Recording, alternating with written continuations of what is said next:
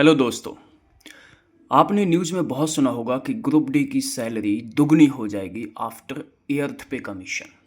तो आज मैं इसकी सच्चाई बताने वाला हूँ कि ये बिल्कुल भी न्यूज़ वाले बिना सोचे समझे कुछ भी बता देते हैं। चलिए मैं अभी आपको बताता हूँ कि कितनी सैलरी बनती है और आफ्टर एर्थ पे कितनी बन सकती है। तो ये एक ग्रुप डी एम्प्लॉय की सैलरी मैंने ली है। तो आपको पता है कि ग्रुप डी का जो बेसिक पे है वो इस समय है 18,000 रुपये। इसमें महंगाई भत्ता जुड़ता है तो जो इस समय अब लगभग 60% हो चुका है। तो 18,000 का 60% आप 10,800 यहाँ पर ले लेंगे। हाउस रेंट अलाउंस आपको मिलता है घर के लिए, वो 1,800 रुपये 10%। ये आपकी सिटी पे डिपेंड करता है कौन से ग्रेड की सिटी है। मैक्सिमम 30% तक जाता है, लेकिन वो बहुत महंगे शहरों में जाता है। तो 10% या 20% ही ज़्यादातर मिलता है।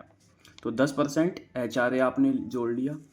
ट्रांसपोर्ट अलाउंस मिलता है लगभग 1,400 रुपये 1,500 रुपये के समथिंग, तो वो आप जोड़ सकते हैं। और इन टोटल अभी जो ग्रुप डी की सैलरी बनती है, ग्रॉस सैलरी 32,000 रुपये बन पाती है। ठीक है। अब इसमें से आपका NPS भी कटता है 10%, जो बेसिक और DA का 10% कटता है। तो 18,000 प्लस 10,800 का 10% 2,880 होता है। इसमें से आप माइनस कर दीजिए 32,000 में से 2,880, तो लगभग आपकी 29,120 आपके बैंक अकाउंट में ये सैलरी आएगी। अब जो लोग नाइट ड्यूटी करते हैं उनका थोड़ा सा अलाउंस अलग मिल जाएगा। अगर जो रेलवे में ट्रैकमैन के पद पर होते हैं तो उन्हें ये रिस्क अलाउंस मिलता है 3,375 रुपये, वो आप इसमें ऐड कर सकते हैं अगर आप ट्रैकमैन के पद पर हो। ठीक है। तो ये लगभग सैलरी आपके ग्रुप डी एम्प्लॉय की अभी नए ग्रुप डी एम्प्लॉय के अकाउंट में आएगी, लगभग के 30,000 रुपये महीने की। अब 8वें पे का क्या चक्कर है, आफ्टर एर्थ पे कमीशन क्या होने वाला है। फिटमेंट फैक्टर ज़्यादातर जो अभी न्यूज़ में सुनने को आ रहा है वो है 1.92 फिटमेंट फैक्टर। न्यूज़ वाले क्या करते हैं, अभी जो सैलरी बन रही है उसका दुगना लगाते हैं, फिर DA भी उतना लगा देते हैं। तो ये नहीं होने वाला है। फिटमेंट फैक्टर 1.92 छोड़ो, मैंने 2 गुना भी ले लिया, यानी 2 टाइम्स फिटमेंट फैक्टर भी लग जाता है। तो 18,000 का दोगुना हो जाएगा बेसिक पे आपका 36,000 रुपये। अब जो डियरनेस अलाउंस यानी महंगाई भत्ता आपको ऊपर 60% मिल रहा था, ये भैया जीरो होने वाला है।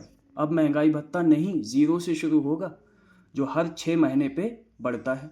तो अब जीरो मिलेगा आपको। ठीक है। तो 36,000 प्लस 6 महीने तक 0% आपको मिलेगा, यानी कि 0 रुपये। HRA मान लो 3,600 रुपये 10% के हिसाब से। ट्रांसपोर्ट अलाउंस मान लेते हैं, अब बढ़कर इतना हो जाएगा, लगभग उसी रेशियो में निकाला है जो 18,000 का था। ठीक है। तो उसी रेशियो में मैंने निकाला है ये आपका। अच्छा, जो ट्रांसपोर्ट अलाउंस है वो बेसिक प्लस DA दोनों पे डिपेंड करता है, इसलिए मैंने उसी हिसाब से इतना निकाल दिया है अभी। तो आपकी ग्रॉस सैलरी बन जाती है 38,772 रुपये।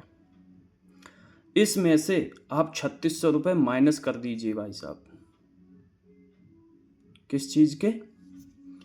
आपके NPS के।